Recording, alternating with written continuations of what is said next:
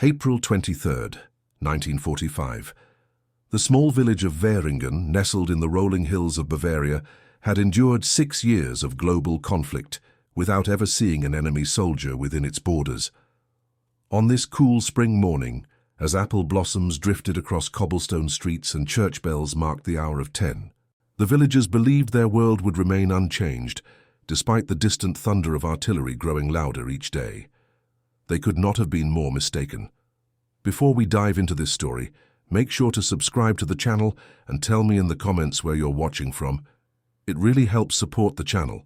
What unfolded that afternoon would shatter every assumption held by the 800 souls living in those medieval stone houses. And it would begin with a single act so unexpected that witnesses would question their own eyes. The morning had started like countless others for Margaret Hoffmann, a widow of 38, whose husband had fallen somewhere on the Eastern Front 3 years earlier. She stood in her small kitchen, rationing the last of her flour to make bread that would feed her 2 children for another week. Her daughter Anna, just 7 years old, played quietly in the corner with a wooden doll her father had carved before departing for the conflict. The child's laughter had become rare, replaced by a solemn silence that made Margaret's heart ache with a pain sharper than hunger. The village had survived through careful obedience and collective silence. No one spoke of doubts. No one questioned the daily announcements from the government that victory remained inevitable despite the obvious signs of collapse. The younger men had long since departed for military service. Those who returned came back changed, their eyes holding shadows they refused to discuss. The village consisted now mainly of women, children, elderly men, and a handful of wounded soldiers deemed unfit for further duty. Friedrich Weber, the village's mayor and a man of 62, had received coded messages from regional authorities for 3 days, warning that military forces were approaching from the west. He shared this information only with the village council, 5 other elderly men who gathered in hushed conversations behind closed doors.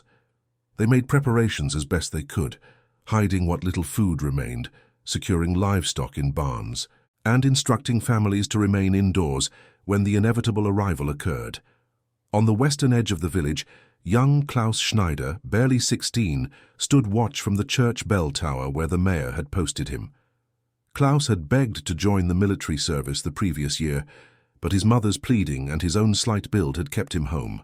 Now, as he scanned the horizon with his father's old hunting binoculars, he felt both relief and shame that he had never faced combat.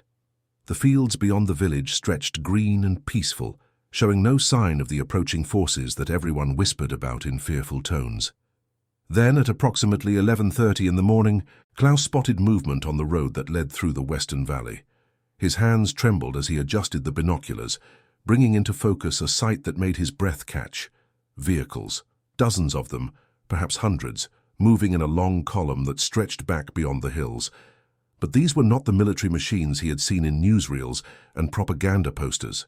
These were larger, newer, painted in colors he did not recognize. American vehicles, he realized, with a mixture of terror and strange fascination.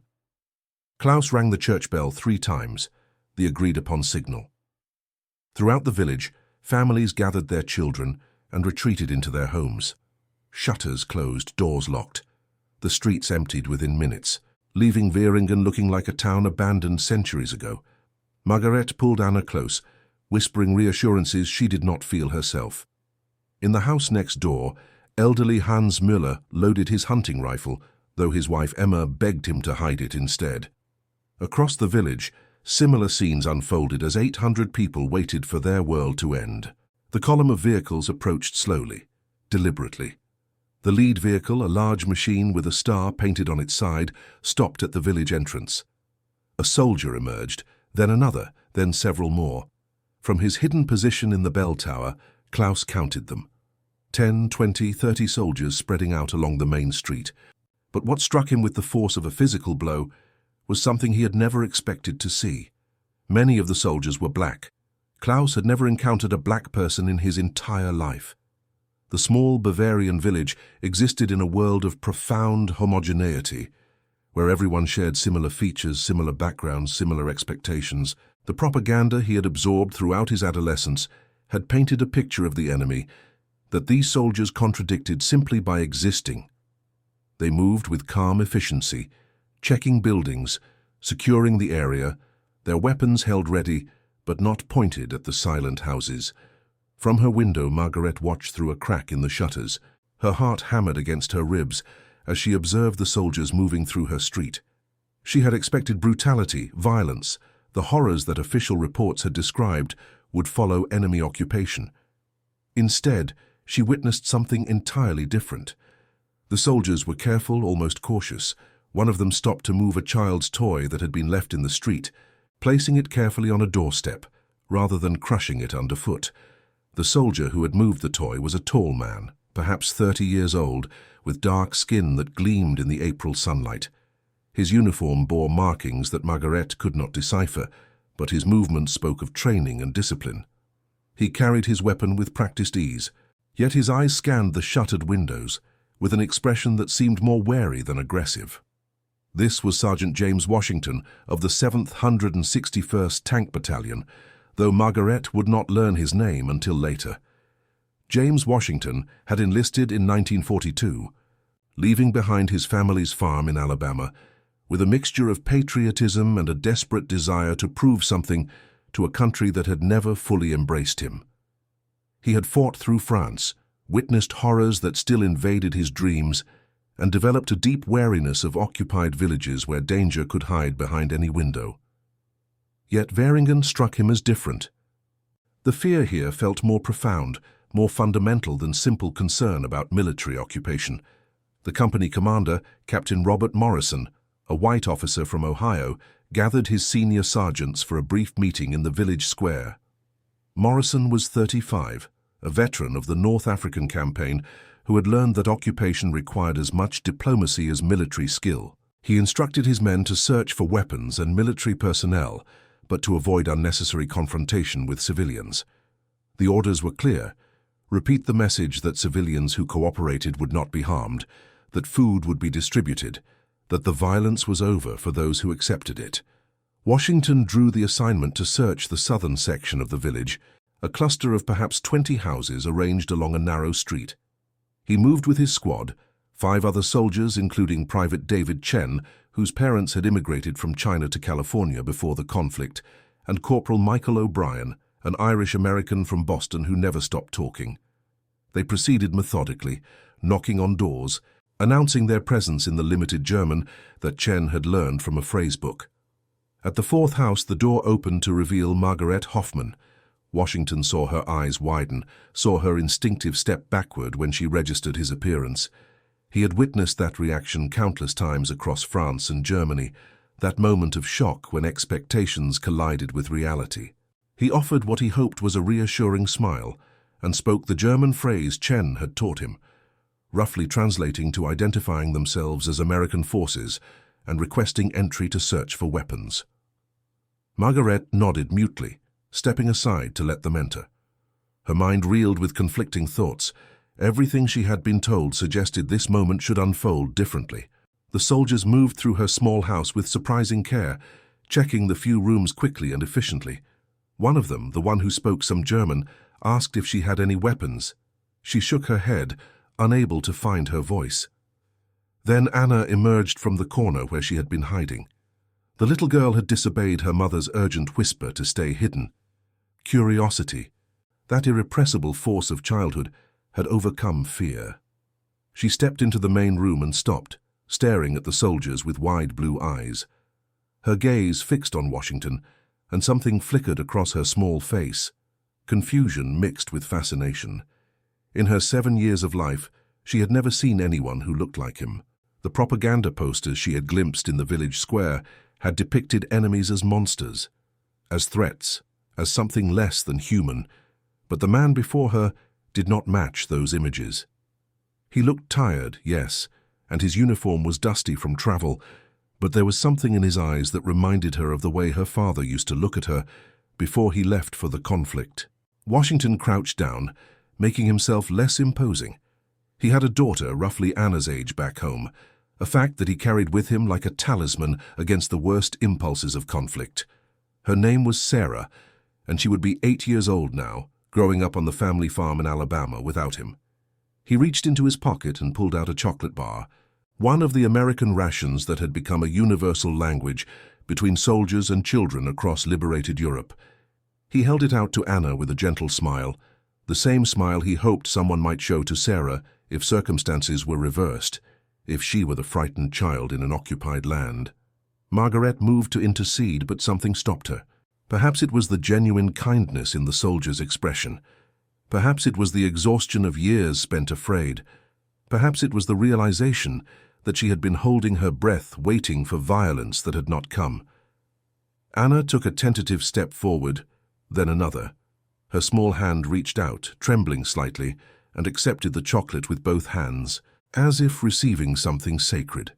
She looked up at Washington, really looked at him, studying his face with the unguarded intensity that only children possess. In that moment, something fundamental shifted in the room's atmosphere.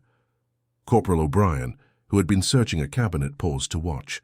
Private Chen stood perfectly still, recognizing the significance of what was unfolding. Even Margaret felt tears prick her eyes, though she could not have explained exactly why.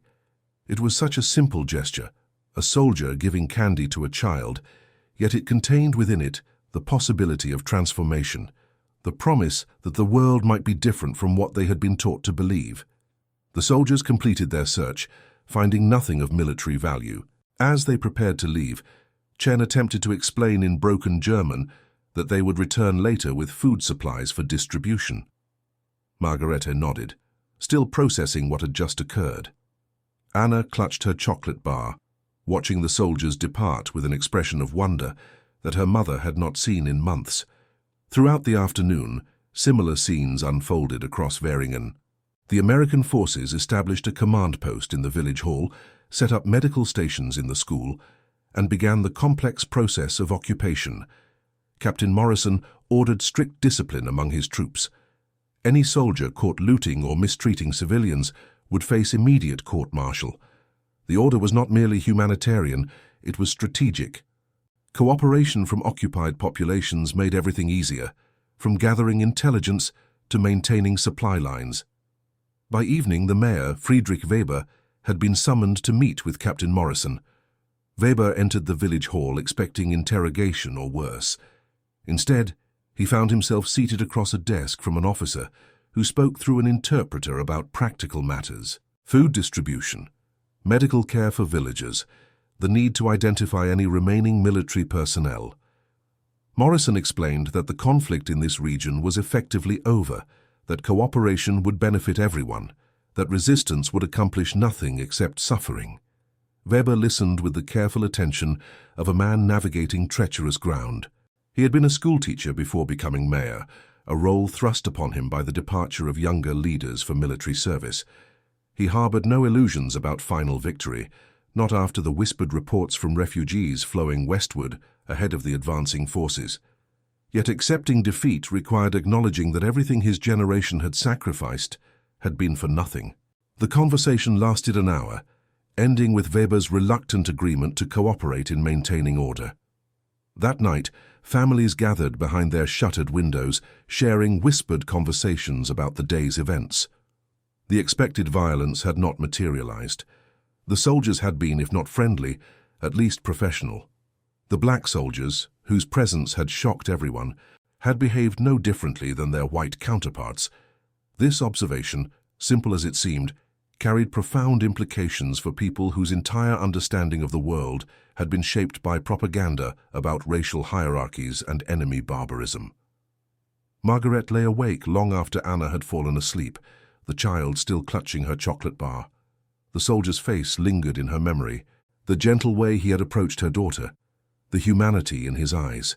She thought of her husband, fallen in some distant land, fighting for reasons that had never quite made sense to her, even when she had nodded agreement with official explanations. She wondered if he had encountered similar moments, if enemy soldiers had shown him any kindness before the end.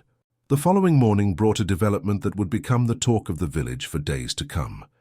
American soldiers arrived in the central square with trucks full of supplies, flour, canned goods, even fresh bread baked in their mobile kitchens. Captain Morrison had ordered the distribution both as a humanitarian gesture and as a calculated move to win cooperation. The villagers emerged cautiously, forming lines as instructed, receiving rations that exceeded what they had seen in months. Washington was assigned to help with the distribution, checking names against a list and ensuring orderly conduct. He watched the villagers approach, saw the mixture of gratitude and shame in their expressions. Many could not meet his eyes, particularly the older men who remembered a different world, a world where such a reversal of positions would have been unthinkable. Washington understood their discomfort on a level that might have surprised them. He knew what it meant to be judged by appearance, to be considered less than human by those who held power. Anna came with her mother to collect their ration. The little girl recognized Washington immediately and smiled, a genuine expression of delight that transformed her solemn face. She said something in German that Washington did not understand, but the tone required no translation. Margaret felt her face flush with embarrassment and gratitude. She attempted to thank Washington in broken English, one of the few phrases she knew. He nodded kindly and handed her a generous portion of supplies. As the day progressed, something remarkable began to happen. The initial terror that had gripped the village started to dissipate, replaced by cautious curiosity. Children, bolder than their parents, began to approach the American soldiers, drawn by the promise of chocolate and chewing gum that had become universal currency. The soldiers responded with varying degrees of warmth, some maintaining professional distance, others clearly delighted to interact with children after months of combat. Washington found himself becoming an unofficial ambassador, perhaps because of his initial encounter with Anna, or perhaps because his natural warmth showed through despite the circumstances. Children began to seek him out specifically. He showed them pictures of his own daughter, carried in a worn wallet alongside a photograph of his wife.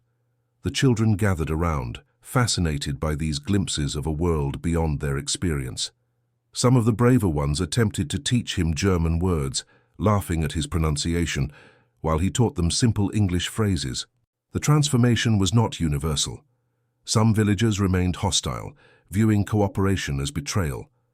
Hans Müller, the elderly man who had loaded his hunting rifle that first day, refused to collect rations or acknowledge the occupation.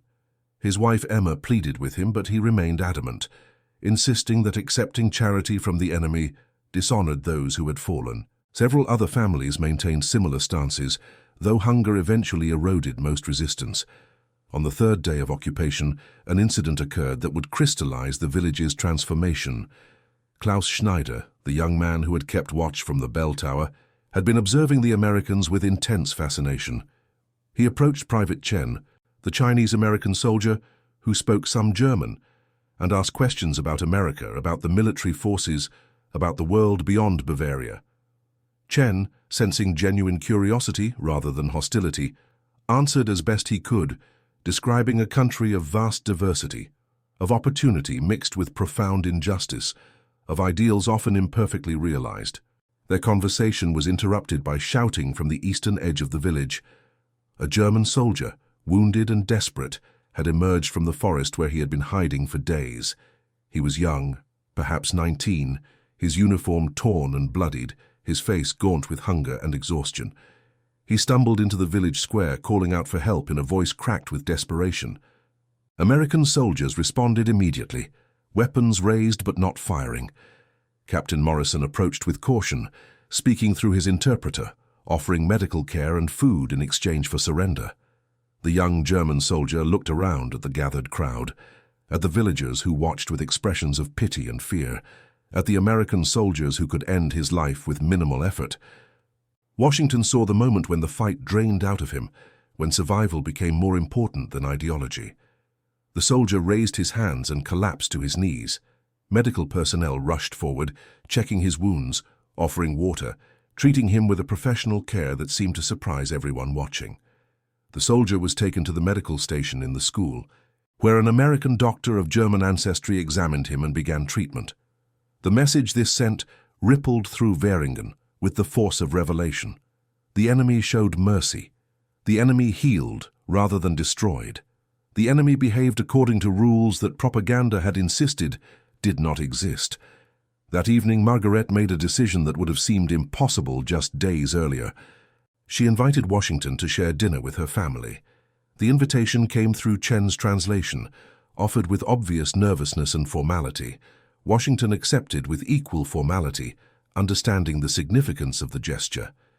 He arrived at the small house as evening fell, bringing additional rations to supplement the meal, cans of vegetables and meat that Margaret had not seen in years. Anna greeted him with unrestrained joy, chattering in German that he could not understand, but whose warmth required no translation. Margaret had prepared a simple meal, stretching her resources and the American supplies into something approaching normalcy. The smell of cooking food filled the small kitchen, a scent that reminded Washington powerfully of home, of his wife's cooking, of evenings spent around the table with his own family. The meal consisted of bread made from the American flour, vegetables from the cans he had brought, and a stew that Margaret had managed to prepare using techniques learned during years of rationing. It was not elaborate, but it was prepared with care, and that care spoke volumes about the courage required to make this gesture. They sat at the small table, an improbable gathering that would have been illegal, unthinkable, impossible under the previous order. The wooden chairs creaked under their weight. The single candle on the table flickered, casting dancing shadows on the walls. Washington felt profoundly aware of the moment's strangeness, of how far he had traveled from his Alabama farm to sit at this table in Bavaria, sharing a meal with people who had been defined as enemies just days before. Communication occurred through gestures, through Chen's occasional translation when he stopped by to check on Washington, through the universal language of shared food and basic humanity. Washington showed them more pictures of his family, his farm, his life before the conflict. He pointed to Sarah in the photograph, then to Anna, trying to convey that they were similar ages, that daughters everywhere possessed the same capacity for joy and curiosity. Margaret attempted to explain her own story, her husband's departure and death, the struggles of maintaining hope through years of rationing and fear. She showed Washington a photograph of her husband in uniform, young and proud, and Washington nodded with understanding, recognizing the universal expression of a soldier before deployment, that mixture of determination and fear that transcended nationality. Anna played with a small toy soldier that Washington produced from his pack, a gesture that made Margaret's eyes fill with unexpected tears. The toy had belonged to his nephew, and he had carried it through France and into Germany, a reminder of innocence amid destruction. Watching Anna play with it, making the little figure march across the table, Washington felt the weight of all the children affected by this conflict, all the childhoods interrupted or destroyed, all the innocence lost to decisions made by men in distant capitals. As night fell and Washington prepared to leave, something occurred that would become the defining moment of Veringen's transformation. Anna, who had been growing increasingly comfortable throughout the evening, suddenly rushed forward and threw her small arms around Washington's leg in an embrace of pure, uncomplicated affection. The gesture froze everyone in place. Margaret gasped, unsure whether to pull her daughter back. Washington stood very still, deeply moved by this expression of trust from a child who had every reason to fear him. Then Anna looked up at him and said something in German. Margaret translated haltingly, her voice thick with emotion. The child had said that she wished Washington could meet her father, that she thought they would have been friends. Washington crouched down and returned Anna's embrace gently. Tears ran down his face, unashamed as he thought of his own daughter thousands of miles away, as he thought of all the fathers who would never return home, as he thought of the profound waste and tragedy of years spent destroying rather than building. He said something in English that Anna could not understand, but whose meaning transcended language. Chen, who had returned to escort Washington back to base, translated for Margaret. The soldier had said that Anna's father would be proud of her kindness, and that he hoped his own daughter would grow to be as brave as this little German girl, who had looked past surface differences to see shared humanity. The next morning, Klaus Schneider approached Captain Morrison with information. He had been thinking about the wounded German soldier brought in the previous day, thinking about the mercy shown, thinking about his own conflicted feelings about honor and survival. He told Morrison about other German military personnel hiding in the surrounding forest, men who were wounded, starving, desperate, and potentially dangerous if they felt cornered. Morrison listened carefully, then proposed a solution. Klaus would serve as an intermediary, going into the forest under a white flag to offer the same terms given to the first soldier: medical care and food in exchange for peaceful surrender. Klaus agreed, driven by a complex mixture of motivations. He wanted to prevent further violence. He wanted to help his countrymen survive. He wanted perhaps to finally feel useful after years of watching from the sidelines. Accompanied by Chen and 2 other American soldiers, Klaus ventured into the forest, calling out to the hidden men, explaining the situation, offering hope. Over the next 3 days, 11 more German soldiers emerged from the forest and surrendered. Each one received medical treatment, food, and humane detention. Word spread among the villagers, reinforcing the lesson that cooperation brought mercy rather than punishment. The contrast with what they had been taught to expect could not have been more stark. A week after the initial occupation, Captain Morrison called a meeting in the village square. Through interpreters, he explained that American forces would be moving forward, that a smaller garrison would remain in Veringen to maintain order and oversee reconstruction. He announced plans to establish a provisional government to restore basic services, to begin the complex process of rebuilding. He emphasized that those who cooperated would be treated fairly, that the conflict was truly over, that future prosperity depended on accepting new realities. Among those listening was Friedrich Weber, the mayor who had spent a week grappling with his own transformation. He had witnessed the American occupation, had seen the discipline and humanity displayed by forces he had been taught to hate and fear. He had watched his people move from terror to tentative acceptance, to something approaching normalcy. The propaganda that had shaped his understanding for years crumbled under the weight of direct experience. Weber stood and addressed the crowd in German, his words translated by Chen. He spoke of the necessity of cooperation, of survival, of building a future for the children like Anna, who represented innocence untainted by the ideology that had brought such destruction. His speech was not a betrayal of those who had fought and died, he insisted, but rather an acknowledgement that their sacrifice must lead to something better than continued suffering. Some villagers nodded in agreement, others turned away, unable to reconcile his words with their own grief and shame. The following weeks brought continued transformation. American engineers arrived to repair damaged infrastructure. Medical personnel treated villagers who had gone years without adequate care. Educational materials began to arrive, books and films designed to explain democratic principles and challenge previous propaganda. The process was neither smooth nor universally accepted. Resistance persisted among some villagers, particularly older men who could not adapt to a world that contradicted everything they had believed. But for many, particularly the children, the new order brought revelations that would shape the rest of their lives. Anna became something of a symbol in the village, the little girl who had first bridged the gap between enemy and human. She spent hours with the American soldiers, learning English phrases, hearing stories of a vast country beyond the ocean, developing dreams of possibilities she had never imagined. Washington, during his remaining time in Veringen, became a regular visitor to the Hoffman household, bringing rations, sharing meals, providing a friendship that helped Margaret process her grief and guilt. One evening, approximately 3 weeks after the initial occupation, Washington sat with Margaret and Chen, attempting a deeper conversation with the benefit of translation. Margaret asked questions that had been troubling her, questions about race and justice in America, about whether the democracy the Americans claimed to represent truly extended to all people. Washington answered with painful honesty, describing the segregation and discrimination that defined his life back home, the irony of fighting for freedoms abroad that he did not fully enjoy at home.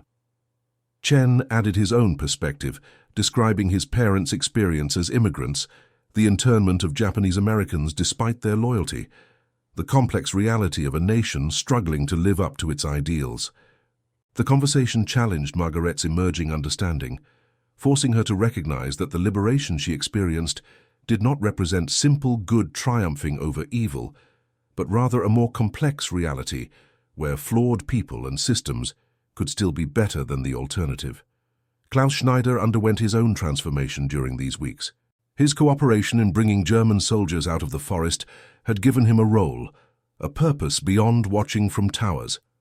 Captain Morrison, recognizing his value, employed Klaus as a civilian liaison, helping to bridge communication gaps and facilitate reconstruction.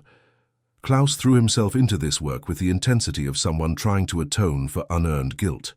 He learned English rapidly, absorbed American cultural concepts, and became an advocate for cooperation and rebuilding. On a warm day in early May, news reached Veringen that sent shockwaves through Germany and the world. The conflict in Europe had officially ended. The regime that had ruled Germany for 12 years had collapsed. Leaders had either been captured or taken their own lives. The machinery of propaganda and oppression had ground to a halt. The war was over. In Veringen, the reaction was complex and contradictory. Relief mixed with grief. Liberation mixed with shame.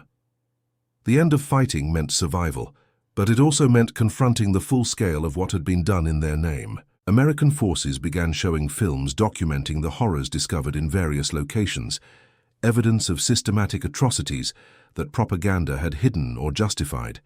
Villagers watched with expressions of shock, denial, and growing horror. Not everyone could accept what they saw.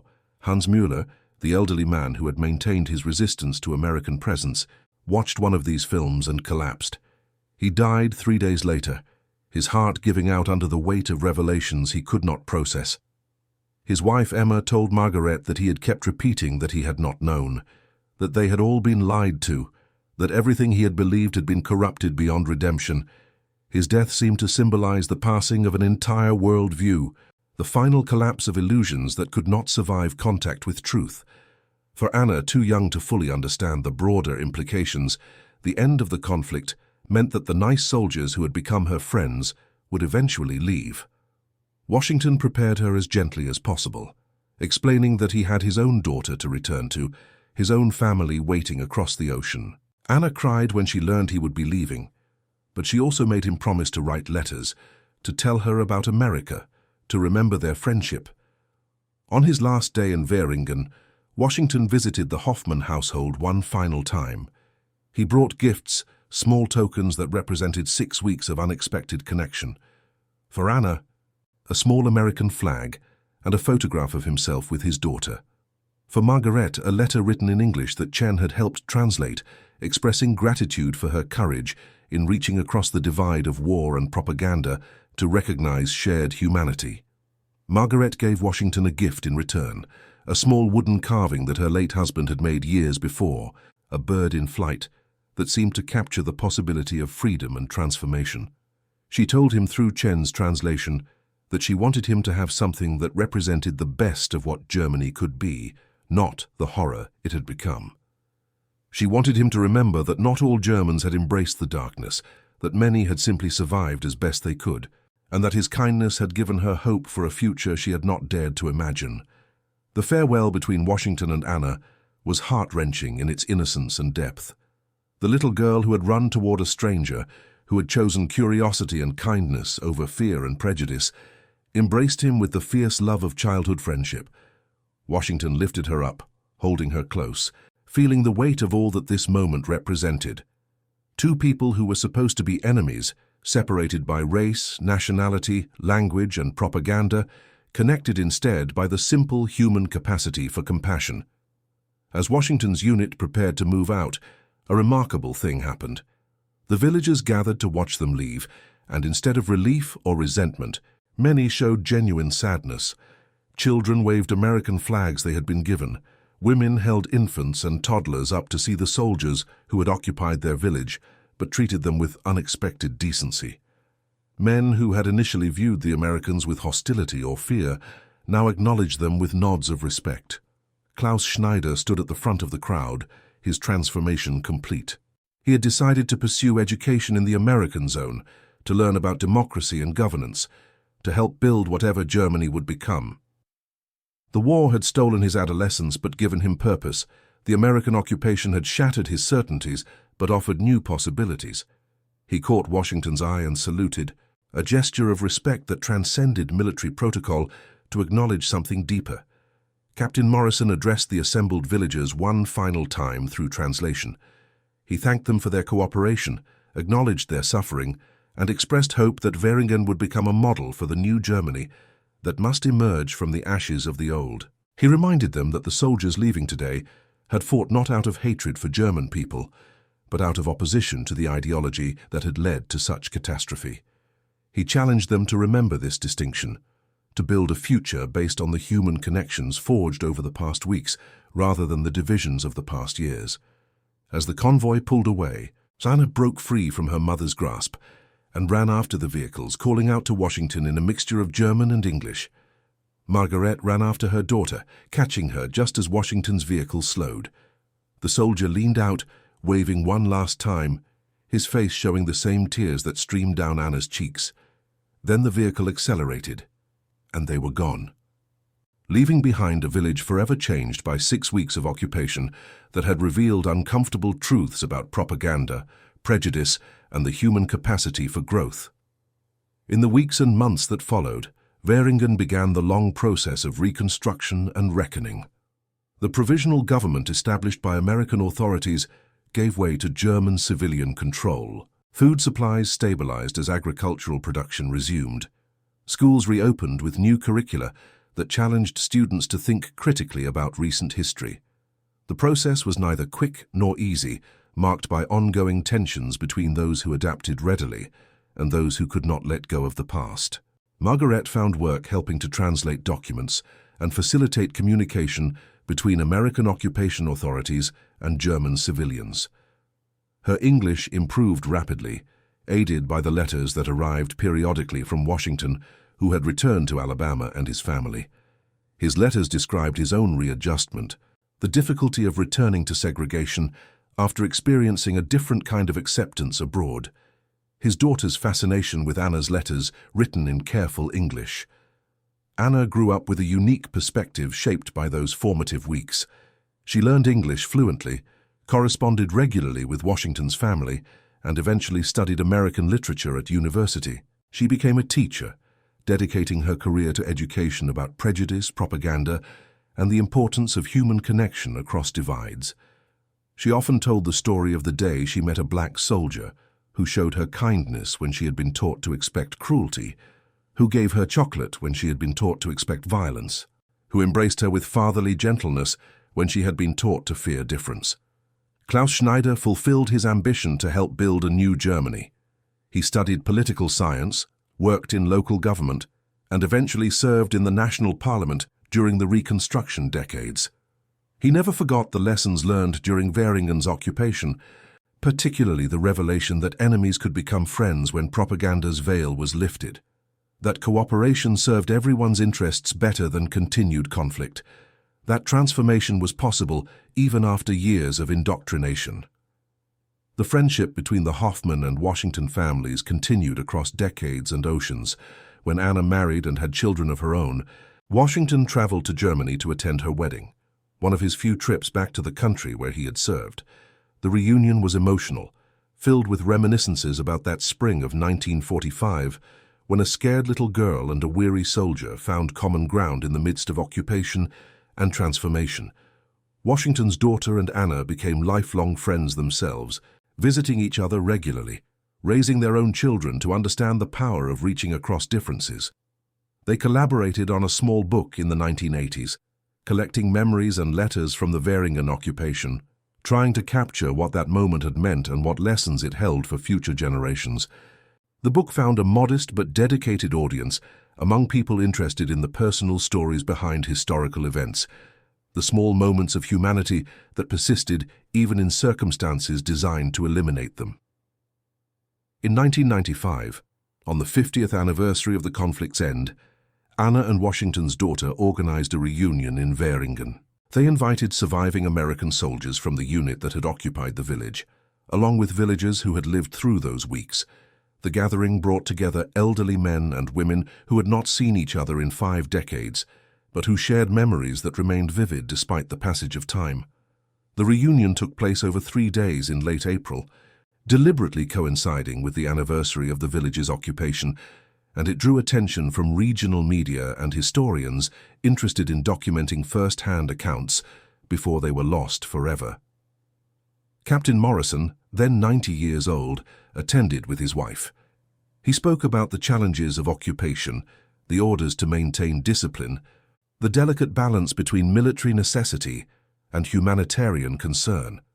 He described Veringen as one of the most successful occupations under his command, attributing that success to the mutual respect that had developed between soldiers and villagers, the willingness of both sides to recognize each other's humanity. Morrison's voice wavered with emotion as he recalled specific moments: the wounded German soldier who surrendered in the square, the children who had approached his troops without fear, the mayor who had chosen cooperation over resistance despite the personal cost. Other soldiers told their own stories, describing how Veringen had represented a respite from combat, a place where they could remember they were liberators rather than destroyers, where the human cost of conflict became personal and immediate. Several mentioned Anna specifically, the little girl who had run toward them with curiosity rather than fear, who had symbolized the possibility of reconciliation and growth. Corporal O'Brien, now in his 70s and still talkative, described watching that first chocolate exchange and knowing immediately that something significant was occurring, that the barriers of propaganda were crumbling in real time before their eyes. Private Chen, who had served as translator and cultural bridge, spoke about the unique position of being an Asian American soldier, helping to communicate between white Americans and Germans, feeling simultaneously insider and outsider in every interaction, of recognizing that prejudice took many forms and could only be challenged through persistent human connection. His story resonated with younger attendees who had grown up in a more diverse Germany, who could not quite imagine the homogeneous world their grandparents had known. The villagers who attended shared their own perspectives. Several admitted to the shame and confusion they had felt during those weeks, the difficulty of reconciling propaganda with reality, the painful process of acknowledging how thoroughly they had been deceived. Others spoke about specific American soldiers who had shown them kindness, shared food, provided medical care, treated them with dignity when they had expected contempt. Friedrich Weber, the mayor, had passed away several years earlier, but his daughter read from his memoirs. He had written extensively about the occupation, describing it as the moment when he began to understand the full extent of what Germany had done and what Germany must become. He credited the American soldiers, particularly those black soldiers, whose presence had challenged every assumption he held, with forcing him to confront his own prejudices and reconstruct his understanding of justice, equality, and human worth. The reunion included a ceremony at the village memorial, which now honored not just those who had fallen in combat, but also the complex process of reconciliation and rebuilding. Anna spoke, her voice steady despite her emotions, describing what it had meant to grow up knowing that human connection was possible even across the deepest divides. That transformation could occur even after years of propaganda, that children could lead the way by seeing people rather than stereotypes. She talked about Washington, who had passed away 3 years earlier, after a life spent farming and advocating for civil rights in Alabama. She described how their friendship had shaped both their lives, how his kindness to a scared little girl had rippled outward to affect her own children and grandchildren, how his example had taught her that courage sometimes meant simply extending a hand across a divide and hoping it would be accepted. The reunion concluded with a ceremony that would have been unthinkable 50 years earlier. American and German flags flew side by side. Veterans who had been enemies embraced as friends. Children played together, oblivious to the historical weight of the moment, embodying the future that the older generation had worked to build. The transformation of Veringen from a village gripped by fear to a symbol of reconciliation was complete, though the journey had required 5 decades and continued effort. In the years since, Veringen has maintained its commitment to remembering this history. The village established a small museum documenting the occupation, displaying letters, photographs, and artifacts from those weeks in the spring of 1945. School groups visit regularly, learning about propaganda, prejudice, and the importance of questioning assumptions. The story of Anna and Washington has become central to the museum's narrative, a concrete example of how individual acts of courage and kindness can challenge systemic hatred and fear. Anna continued her work as an educator until her retirement, always emphasizing the importance of direct human connection over abstract ideologies. She argued that propaganda works by dehumanizing others, by creating categories and stereotypes that prevent us from seeing individuals. She taught that the antidote to propaganda is not simply counter-propaganda, but rather personal relationships that make abstraction impossible, that force us to confront the humanity of those we have been taught to fear or hate.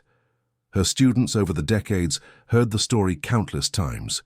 The story of a 7-year-old girl who ran toward a black American soldier when everything in her limited experience suggested she should run away, who accepted chocolate from a man she had been taught to fear, who embraced someone propaganda defined as an enemy. Some students found the story sentimental or simplistic, failing to grasp its deeper significance. Others recognized it as a powerful example of how prejudice is learned rather than innate, how children can teach adults about seeing past surface differences to recognize shared humanity. The broader significance of what happened in Vaeringen extends beyond individual transformation. The village became a case study in successful occupation and reconstruction, examined by military historians and political scientists, trying to understand what factors contribute to peaceful transition after conflict. The combination of military discipline, humane treatment, material assistance, and cultural respect demonstrated in Vaeringen provided a model replicated elsewhere with varying degrees of success. The presence of black soldiers in the occupying force added an additional layer of complexity and significance. These men, serving a country that denied them full citizenship, treated German civilians with dignity and professionalism that contradicted both their own oppression and the propaganda that had demonized them. Their conduct challenged not only German prejudices, but also American hypocrisy, highlighting the gap between democratic ideals and discriminatory practices. For soldiers like Washington, the experience of being treated as liberators in Germany while facing segregation at home created profound cognitive dissonance. Many black veterans returned from the conflict with renewed determination to fight for civil rights, armed with the knowledge that respect and equality were possible because they had experienced it, however briefly and imperfectly, in occupied Germany. The irony that they found more acceptance from former enemies than from their own fellow citizens became a powerful motivator for the civil rights movement that gained momentum in the following decades. The story of Vaeringen also illustrates the power and danger of propaganda. The villagers had been subjected to years of systematic indoctrination, taught to fear and hate those defined as enemies or inferior. Yet when direct experience contradicted these teachings, when they met individuals rather than stereotypes, the propaganda's hold weakened rapidly. This suggests both the fragility and the persistence of prejudice, how it requires constant reinforcement through isolation and abstraction, how it crumbles when confronted with contradictory evidence. However, the story also shows that transformation is neither universal nor permanent without continued effort. Not all villagers changed their views. Some maintained their prejudices until death, unable to reconcile new experiences with deeply held beliefs. Others changed superficially, but maintained underlying attitudes that emerged in subtle ways. True transformation required not just exposure to contradictory evidence, but also willingness to engage critically with one's own assumptions and values. The children of Vaeringen, like Anna, adapted most readily because their indoctrination had been briefer and less complete.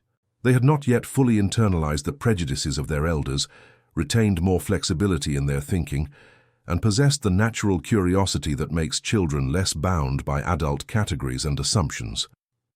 This suggests the importance of early education in shaping attitudes, the danger of indoctrinating children into hatred and prejudice, and the hope that comes from recognizing children's potential for seeing past differences to recognize shared humanity. In the decades since 1945, Vaeringen has become a sister city to a small town in Alabama, not far from where Washington lived and farmed. The partnership has facilitated student exchanges, cultural programs, and ongoing dialogue about prejudice, reconciliation, and the ongoing work of building just societies. Students from both communities study together, learn each other's languages, and carry forward the legacy of that spring when a scared little girl and a weary soldier found common ground. The lessons from Vaeringen remain relevant in contemporary contexts marked by division, prejudice and conflict. The story reminds us that enemies are often created rather than found, that propaganda works by preventing us from seeing the humanity of others, that direct personal connection remains one of the most powerful forces for breaking down barriers. It suggests that transformation is possible even after years of indoctrination, that children often see more clearly than adults precisely because they have not yet learned all the reasons they should fear or hate. The story also challenges simplistic narratives about good and evil, liberator and oppressed. The American soldiers were not perfect saviors, but rather flawed individuals serving a flawed nation, trying to behave decently in difficult circumstances. The German villagers were not simply victims or perpetrators, but rather people who had made choices of varying morality within constrained circumstances, who bore different levels of responsibility for the horror committed in their name. Recognition of this complexity is essential for genuine reconciliation, which requires acknowledging multiple perspectives and shared humanity without excusing injustice or erasing accountability. Anna lived to see the 21st century, passing away in 2006 at the age of 68. Her obituary in the local newspaper described her as an educator, peace advocate, and symbol of reconciliation. It mentioned the famous photograph taken during the 1995 reunion, showing her embracing Washington's daughter, two elderly women connected by a friendship born from their parents' unlikely bond forged in the aftermath of conflict. The photograph had been reprinted countless times, used in textbooks and exhibitions, becoming iconic in ways that neither woman had anticipated or sought. Her children and grandchildren continue the work she began, maintaining the connections between families, supporting the museum, speaking to school groups about the importance of questioning prejudice and seeking common humanity. They recognize that each generation must relearn these lessons, that progress is not inevitable, that the work of building understanding and justice never truly ends. The story of their grandmother remains central to their sense of identity and purpose, a reminder of where they come from and what they must strive toward. Washington's family has maintained an equally strong commitment to preserving his memory and the lessons from his experience. His grandchildren have visited Währingen multiple times, learned German, and developed their own relationships with the community.